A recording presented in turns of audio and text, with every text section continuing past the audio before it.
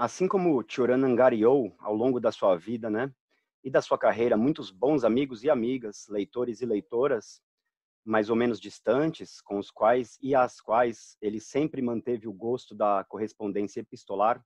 Por exemplo, inclusive a Maria Liliana Herrera, filósofa colombiana, que eu tive a honra de conhecer e de me tornar amigo dela, que se correspondeu fartamente com Tioran. O autor romeno, expatriado na França, também angariou muitos inimigos, desafetos, detratores e difamadores de plantão. O primeiro deles, no Brasil, diga-se, que é o primeiro crítico de Tioran na imprensa brasileira, ainda na década de 1950, é o jornalista, poeta modernista e editor Augusto Frederico Schmidt.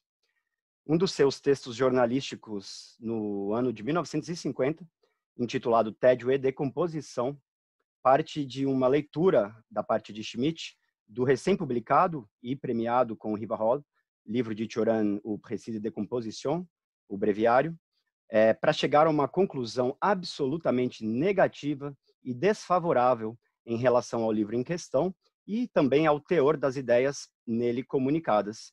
Por fim, desaconselhando categoricamente sua leitura com o argumento de que Tioran não deveria ser lido por ninguém porque supostamente ele faz mal, nas suas próprias palavras.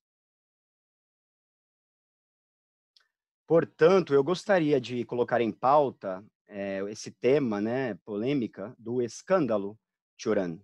O escândalon Tioran, então já estou trocando a palavra em português pelo seu étimo no grego antigo, a palavra escândalon, do grego, e o escândalo do mal, ou o mal como escândalon, porque isso é uma reflexão do Alain Cugnot, que tem este livro intitulado L'existence du mal, a existência do mal, no qual ele começa dizendo que o mal tem por característica primeira, né, ser escandaloso.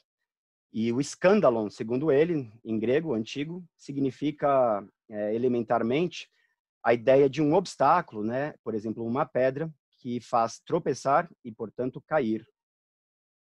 Isso me faz pensar e lembrar também, né, do famoso poema de Carlos Drummond de Andrade, meu querido Drummond, que diz, no meio do caminho tinha uma pedra no meio do caminho, tinha uma pedra, no meio do caminho tinha uma pedra, e a gente poderia substituir todas as ocorrências de pedra nestes versos por escândalo, ou escândalo em português, e aí a gente teria, no meio do caminho tinha um escândalo. Tinha um escândalo no meio do caminho. Tinha um escândalo no meio do caminho. Tinha um escândalo.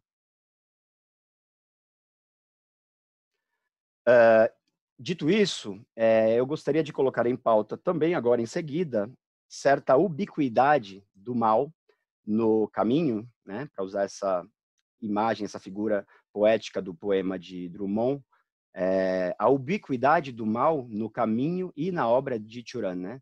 No seu itinerário de vida e espiritual, intelectual, e também na sua obra, conforme ela comunica e reflete a sua própria experiência vital, existencial e espiritual. E aqui alguns livros muito emblemáticos, ao meu ver, né, dessa ubiquidade do mal, ubiquidade, ou seja, estar por toda parte, né? Uma presença total e tão total, absoluta, que se passa a não mais perceber, notar essa presença de tão total, né? Ela se tornou, ela coincide com a totalidade da realidade. Então, dito isso, segundo Sylvie Jodot, que tem um importante estudo filosófico sobre o pensamento de Tioran, Cioran ou le dernier homme, Cioran ou o último homem, que é, aliás, uma ideia, uma figura de Nietzsche. Segundo ela, tudo em Tioran confina no silêncio, que a obra mesma, em si, desmente, contradiz este silêncio. A sua obra persiste como traço, afinal de contas, desmente suas próprias intenções, afirma seu caráter excedentário. Assim, ela dá testemunho da maldição do ser, não por seu conteúdo apenas, mas por sua própria existência, por sua obstinação em produzir efeitos quando seu criador já se desligou dela. Ela revela, assim, pelo excesso do ser sobre o sentido, que caracteriza numa perspectiva gnóstica o mal, essa excrescência do ser, este excesso de sentido. E neste sentido mesmo, o mal na obra de Cioran é essa parte excedentária, que resiste obstinadamente, diz Sylvie Jodot, e que nada pode neutralizar. Excrescência constrangedora, que atesta uma natureza imperfeita criada por um mal demiurgo, a título de um dos seus livros franceses, Le Mauvais Demiurge, e contra a qual se choca a razão, contra essa natureza imperfeita e constrangedora, e excrescente, que é o mal mesmo. O mal é o único objeto do pensamento que fratura e excede o próprio pensamento, o qual não pode integrar nem tampouco ignorar o mal, que o acossa e o constrange. Essa visão gnóstica, segundo Jodot, reconhece ao mal uma existência própria que as hermenêuticas tradicionais lhe recusam, sejam aquelas que assimilam o mal a uma ilusão ou a uma privação, um privatio bonum, a exemplo de Santo Agostinho, ou aquelas que o colocam a serviço do bem. Então, haveria um finalismo do bem e o mal não é senão uma etapa necessária, talvez, em direção a esse bem último. Portanto, o mal relativo e não definitivo absoluto. Cioran não encontrou Deus, mas o mal. Continua Jodot, poucas páginas adiante. Ele atesta que não se pode conhecer um sem conhecer o outro.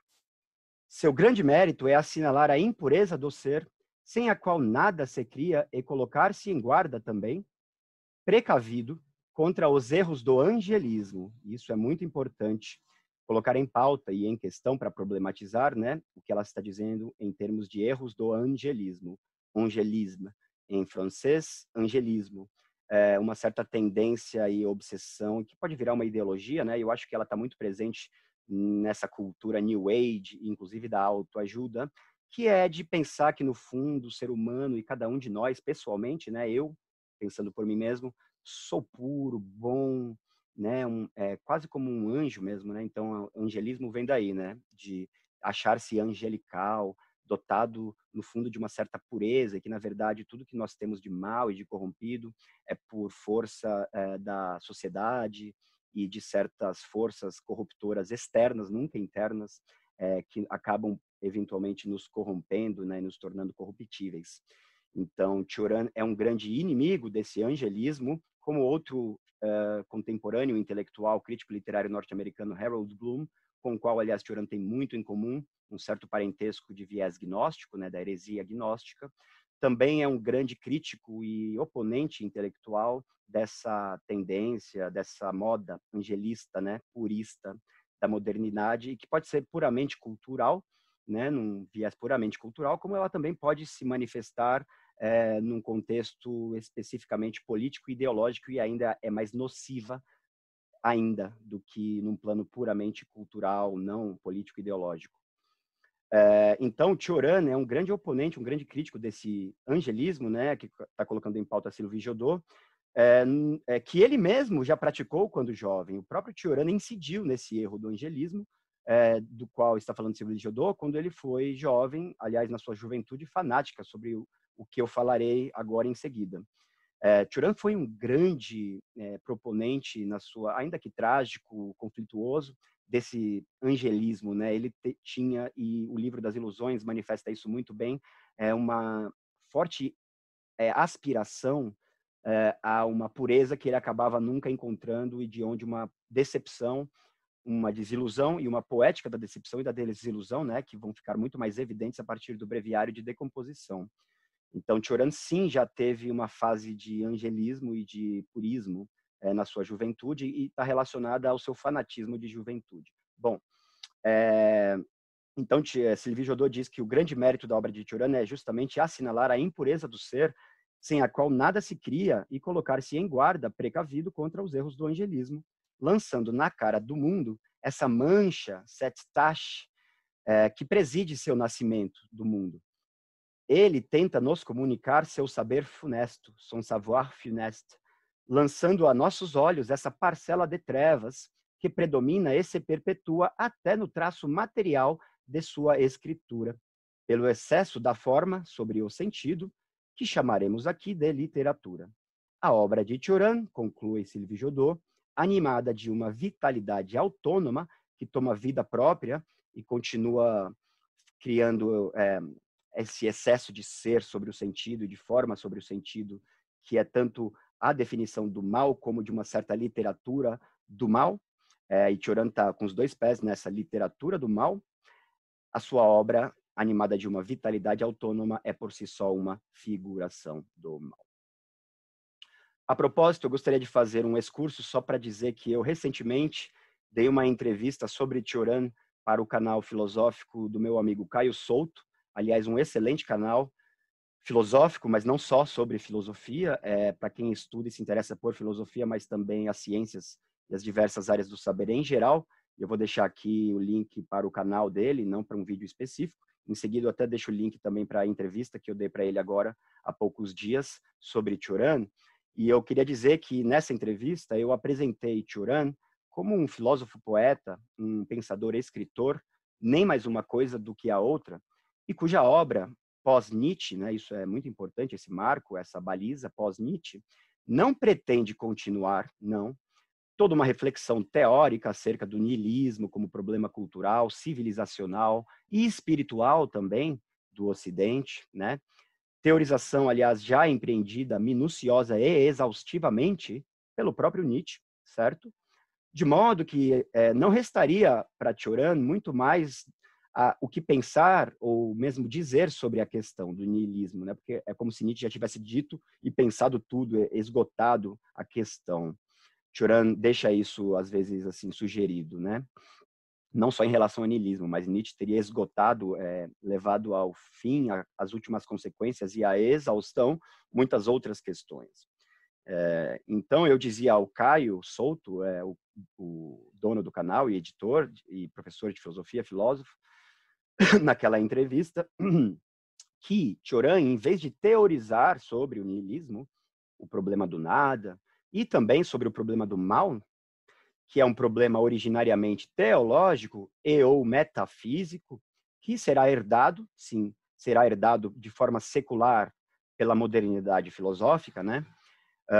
E que é um problema, no caso do mal, né, que não interessava, ao menos eu entendo que Nietzsche não demonstrava nenhum interesse metafísico teológico pelo problema do mal, do unde malum, como Cioran, e aliás, nesse sentido, Cioran está muito mais próximo de Schopenhauer do que de Nietzsche.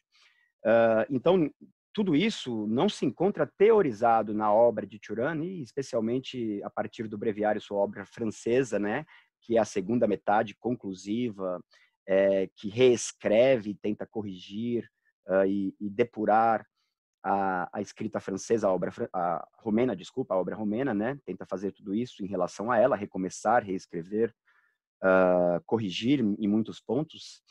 Nada disso se encontra teorizado, mas antes encarnado, personificado, como dizendo Sylvie Jodot, né? Na materialidade mesma da obra de Cioran, né? Vide o Breviário de Decomposição, de onde uma poética da decomposição, conforme eu apresentava Cioran ao Caio nesse canal Conversações Filosóficas, inclusive o título da nossa conversa foi Breviário de Decomposição e Outras Poéticas, porque uma das poéticas que elabora Cioran, justamente, e especialmente mais do que em outros livros no breviário, é uma poética da decomposição.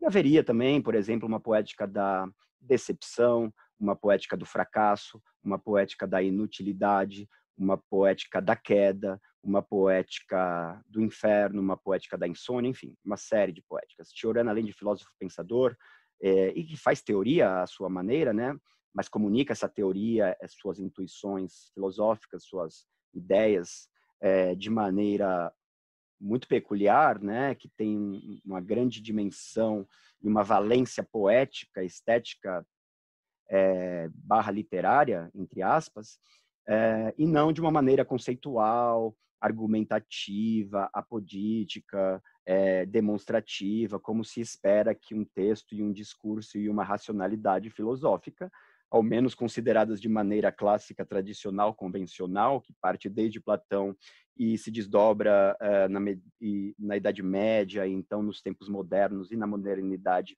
até se tornar hoje a filosofia universitária, acadêmica, etc.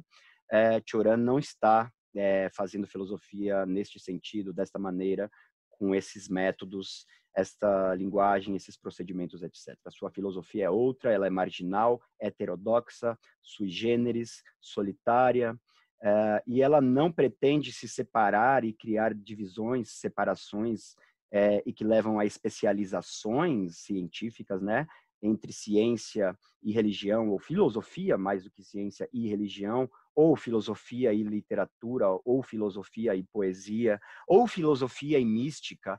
Cioran está pensando tudo isso que seriam dimensões distintas, mas sempre conectadas e complementares da experiência humana e da vida interior, a vida do espírito do ser humano como sendo um animal vertical, racional, de interioridade e profundidade, né, dotado de uma alma, de um espírito, de uma razão, etc. e tal. Cioran, no fundo, pensa todas essas dimensões, por mais que elas sejam, em última análise, distintas e diferenciadas, né, em suas especificidades, como formando um grande complexo da experiência e da existência e da condição humanas, que não podem e não devem ser separados sob risco de compartimentalizar a natureza humana, a existência humana, a condição humana. Então, eu gostaria de elencar aqui alguns famosos, mais ou menos famosos, né, notórios, críticos, detratores e difamadores de Cioran ao longo do tempo, né? E o primeiro deles, ainda na década de 50, exatamente no ano de 1952, é um francês chamado Pierre-Henri Simon, e ele publicou, né, provavelmente foi traduzido de um artigo escrito originalmente em francês, mas saiu na Tribuna da Imprensa do Rio de Janeiro nos dias 19 e 20 de julho de 1952. Esses 2 dias é de uma mesma edição do jornal, um artigo dedicado a desconstruir, atacar, criticar, difamar Cioran, né, intitulado O Desespero como Mercadoria. Eu já falei sobre este texto e outros textos críticos, né, da recepção brasileira na imprensa da obra de Cioran, logo no início, quando ele ganhou o prêmio Rivarol com o Breviário de Decomposição. Isso virou uma série de vídeos que está em andamento, eu ainda não concluí ela vai ter aí, acho que uns 5 ou 6 episódios, sessões partes, né, de sequências. Já tem 2, na verdade, que são dos anos iniciais dessa recepção da obra de Cioran na imprensa brasileira. A década de 50, basicamente, mas começa no ano anterior, 1949. Bom, e nesse artigo aí, O Desespero como Mercadoria, Pierre-Henri Simon escreve assim, eu vou até citar de novo, já citei naquele outro vídeo. Raramente tenho encontrado exemplo mais flagrante deste caso funesto, o de um jovem melhor dotado para escrever do que para pensar e que pretende o contrário, donde um tilintar de fórmulas soantes, tecnicamente bem feitas, mas que não dizem nada de valor. Ele cita Cioran, aspas, todo problema escreve, por exemplo, o nosso Jó Romeno, né, porque ele intercala na citação de Cioran a sua própria escrita, o seu próprio comentário a Cioran, crítica. Né? Então, assim, todo problema, escreve, por exemplo, o nosso Jó Romeno, pois este terrível desprezador dos valores do Ocidente descobriu-os na sua cultura e não no seu sangue. E aí ele continua citando Cioran. Todo problema profana um mistério. Isso é um aforismo de Cioran. E, por sua vez, o problema é profanado pela solução. Aí o Pierre-Henri Simon fica indignado, se sente ultrajado, ele acha inadmissível que alguém possa pensar que uma solução de um problema seja, na verdade, a profanação de um problema. Então, ele continua escrevendo, Pierre-Henri Simon. Admito, né, que um espírito que substitui um mistério por um problema, num sentido puramente erudito, filosófico, abstrato, né, enquanto que o mistério possui toda uma carga existencial mais profunda, concreta, enfim, admito isso, né, que um espírito substitua um mistério por um problema, isso seja uma profanação. Agora, mas que significa a segunda parte da antítese, né, do aforismo de Cioran, que a solução profana o problema, isso não significa exatamente nada, conclui Pierre-Henri Simon. Desta maneira, é querer persuadir-me que a atividade de meu próprio pensamento não tem nenhum sentido e que uma pedra no meu crânio seria melhor que um cérebro, né? Tanto faz ter um cérebro ou uma pedra no meu crânio. É a conclusão que ele tira a partir de Cioran, apesar de que eu acho que Cioran não necessariamente essa de que seria melhor ter uma pedra no lugar do cérebro, dentro do próprio crânio, mas enfim. Eu acho que ele caricaturiza. Sei perfeitamente que, se eu resolvi um problema, eu fiz uma ação que tem um grande valor humano, eu lucrei e não profanei e não tive prejuízo. Muito pelo contrário. Tem razão, eu concordo com Pierre-Henri Simon. Eu acho que, no fundo, Cioran não... Apesar de ele escrever coisas que vão contrariamente a isso, né? Esse raciocínio muito prudente e pragmático de Pierre-Henri Simon, Cioran escreve, de fato, coisas muito contrárias e que muitas vezes, para polemizar e provocar. Mas, no fundo, ele não discordaria de Pierre-Henri Simon, com certeza, até para ele mesmo, né? Enquanto indivíduo, enquanto pessoa, individualmente considerada. Cioran. Toda esta retórica do nada, continua Pierre-Henri Simon, todo este cinismo forçado carece de densidade. Deixamos a 100 léguas de distância para trás a gravidade de um Camus, a intensidade de um Malraux, a cultura de um Sartre. Ferro pintado de Zarcão e, na verdade, ferro vermelho. Mas este não queima, disse Simon de Cioran. Tais são os silogismos, entre aspas, desesperados de Cioran. Quanto ao seu ceticismo, isso é importante, eu vou colocar em pauta, e, aliás, mostrar outros pontos de vista opostos, antagônicos ao de Pierre-Henri Simon, e que não se escandalizam, não se horrorizam com essa apologia da dúvida, da incerteza que faz Cioran. Uma pessoa, aliás, um notável. Pensa de maneira diametralmente oposta a Pierre-Henri Simon. Eu vou mostrar uma outra opinião, uma outra perspectiva, inclusive de um notável brasileiro. Grande leitor e admirador, apreciador de Cioran, que, aliás, escreveu já muitas coisas sobre Cioran. Aliás, recentemente, inclusive, vou citar, e já falo dele. Então, só terminando aqui a citação do Pierre-Henri Simon, quanto ao seu ceticismo, ele abomina, né, o ceticismo de Cioran, essa apologia da dúvida e da incerteza. Ele é de um tal parti-pris que não chega nem a ser dramático.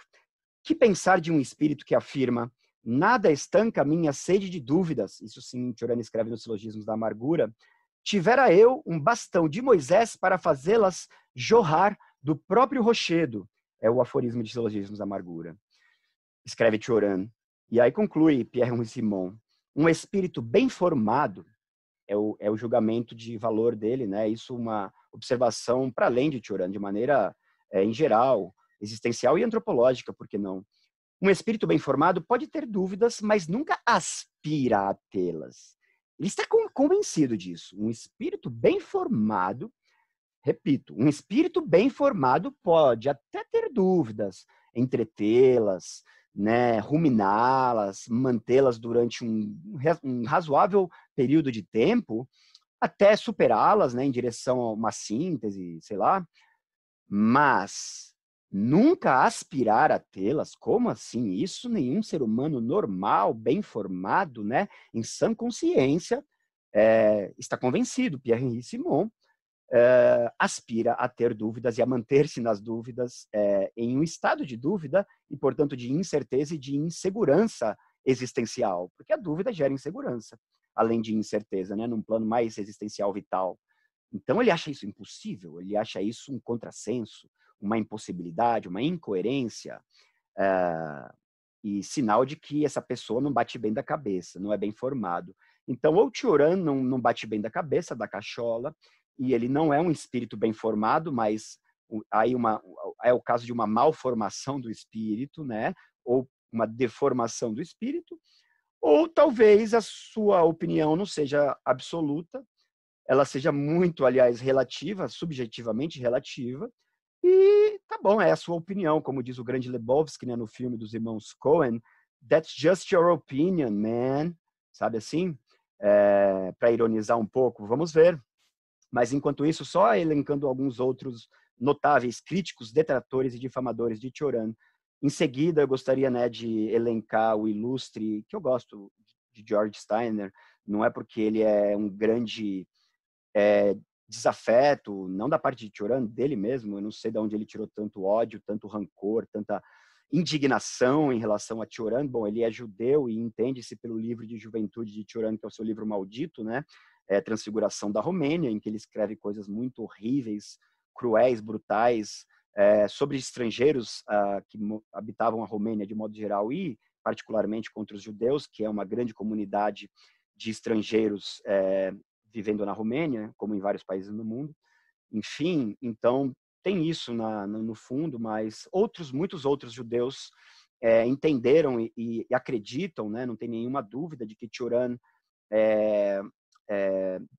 voltou atrás nessas crenças, fez um exame de consciência, inclusive uma prestação de contas, né, a partir do breviário de decomposição, e se voltou contra não só as suas ideias, crenças, esperanças de juventude, como a si mesmo, enquanto aquele que nutriu essas crenças, esperanças e ideais utópicos na juventude. E um deles, por exemplo, é Alain Finkielkraut, né, um conservador francês judeu, intelectual francês judeu, né, conservador. A esquerda francesa militante odeia ele, porque naturalmente ele é um conservador. Ela provavelmente vê ele como uma espécie de Olavo de Carvalho francês, assim, né, pela posição de direita e o conservador que ele ocupa, né, no debate público e na mídia, na imprensa na França, apesar de que eu acho que não tem nem medida de comparação entre Olavo de Carvalho e Alain Finkielkraut, mas enfim. É muito interessante o autor, Alain Finkielkraut, não tem nada contra ele, apesar de ele ser conservador e tudo mais, e ele reconhece que Turan voltou atrás e ele se arrependeu de verdade, né, dessas suas ideias, convicções e crenças utópicas de juventude que culminaram no Transfiguração da Romênia. Então, George Steiner é um grande crítico de Turan, e neste livro dele, que é uma coletânea de ensaios que ele publicou ao longo da vida dele no jornal The New Yorker, entre esses ensaios, artigos jornalísticos, um intitulado Curto Prazo Final, que, aliás, eu vou deixar o link deste texto aqui na descrição do vídeo. Para quem quiser acessar, ele está publicado no portal Emil Turan Brasil, né, no WordPress. Então, neste texto, Curto Prazo Ensaio Final, George Steiner escreve: o problema com esse tipo de escrita de Turan e de pseudo-pensamento não é a comprovação. O século de Auschwitz e da corrida armamentista, da fome em escala mundial e da loucura totalitária realmente pode estar se precipitando para um final suicida, pondera Steiner. É concebível que a ganância humana, as enigmáticas necessidades de ódio mútuo que alimentam a política interna e externa, a tremenda complexidade dos problemas econômicos políticos possam gerar, de fato, conflitos internacionais catastróficos, como tem acontecido mesmo. Guerras civis calamitosas e o desmoronamento interno das sociedades. Talvez esteja, de fato, acontecendo isso, né? Uma deterioração do tecido social, etc. Sejam as imaturas sociedades, sejam aquelas mais velhas, mais amadurecidas, né? Mais amadurecidas em termos de civilização. Ele está pensando provavelmente na Europa. Todos nós sabemos disso. E esse conhecimento é o que está sob o pensamento político sério, argumenta George Steiner, tomando posição. Sob os debates filosóficos sobre a história, desde 1914 até 18, e o modelo de Oswald Spengler, da decadência do Ocidente, que, aliás, é um modelo de pensar a história muito central na formação intelectual de Turan, né, romena e depois francesa, mas já começando na Romênia, uma de suas leituras predominantes, ou que vai incidir de maneira bastante decisiva, né, na sua forma de pensar, e principalmente a sua forma de pensar a história, o processo histórico, né, Oswald Spengler, com seu Declínio do Ocidente, Spengler. E tampouco é possível negar, continua Steiner, uma sensação intuitiva, uma sugestão persuasiva de que há uma espécie de esgotamento nervoso, de entropia nas fontes interiores da cultura ocidental, com certeza. Aliás, Turan comunica muito isso, né? Esse esgotamento, essa entropia, esse niilismo da cultura ocidental. Ele não teoriza, como eu dizia, ele encarna isso. E Steiner ou não entende, ou não quer entender isso, ou pelo menos aceitar que isso é uma forma válida de problematizar e ressignificar de maneira problematizante e crítica, né? E levar a uma reflexão filosófica profunda e lúcida a respeito deste, como de tantos outros problemas, como Turan faz na sua obra. Então parece que Steiner ou não compreende ou não quer compreender isso, que também é uma forma de tratar, abordar e criticar, né, e sugerir alternativas, formas e possíveis saídas ou soluções, ou soluções mesmo, né, ao niilismo. Parece que somos governados por anões e charlatães, escreve Steiner, mais ou menos mentirosos. Poxa, o Brasil de hoje realmente é governado por um anão e um charlatão completamente mentiroso, não mais ou menos. Nossas respostas às crises mostram certo automatismo de sonâmbulos. Eu acho que as redes sociais contribuem muito para isso, esse sonambulismo e esse automatismo. As pessoas ficam nas suas bolhas ideológicas, né, nessa câmara de eco e só reproduzem aquilo que lhes agrada pensar, as suas próprias verdades e ideias, que só confirmam nelas mesmas aquilo que elas querem pensar sobre elas mesmas e o próprio grupo ao qual elas pertencem e querem pertencer e continuar pertencendo, né? As suas bolhas, as suas tribos, os seus partidos, enfim. Tanto à direita quanto à esquerda. Tanto à esquerda quanto à direita. Então, eu concordo com Steiner que parece que somos governados por anões e charlatães, mais ou menos mentirosos, e nossas respostas às crises mostram certo automatismo de sonâmbulos. Nossas artes e letras são provavelmente epigônicas. Elas testemunham um tempo de fim, crepuscular, né? Epígono, nesse sentido, de fim dos tempos, já de uma era crepuscular, assim, já o entardecer de uma aurora, de um entardecer, né? Da história, da civilização. Em si, o sermão fúnebre de Cioran, que já foi proferido por muitos outros antes dele, diz Steiner, e é verdade, né? Cioran não reivindica nenhuma originalidade, não certa originalidade, pelo menos, né? Pode se revelar correto, esse sermão fúnebre. Na verdade, meu próprio instinto não aponta para direções muito animadoras, mais animadoras do que as que Cioran aponta.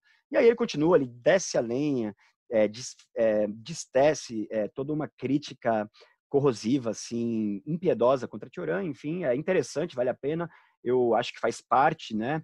Aceitar, inclusive acolher, mais ou menos como aquela arte marcial, né? Que tenta incorporar essa força que o oponente aplica contra você, né, a seu próprio favor, mais ou menos nesse sentido. Então, inclusive, eu publico, né, essas críticas e outras muitas lá no portal Emil Cioran, porque faz mais,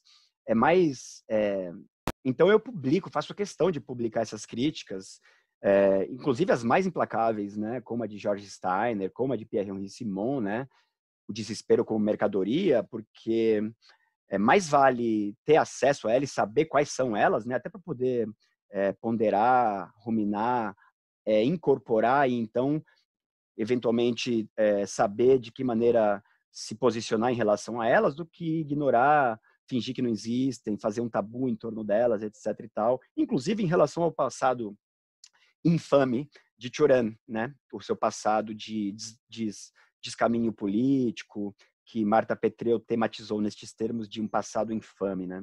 Isso não é um tabu e não deve ser um tabu, apesar de que não é uma coisa que me interessa particularmente tematizar, divulgar, porque não é o mais importante em torno de Cioran, na minha opinião pessoal.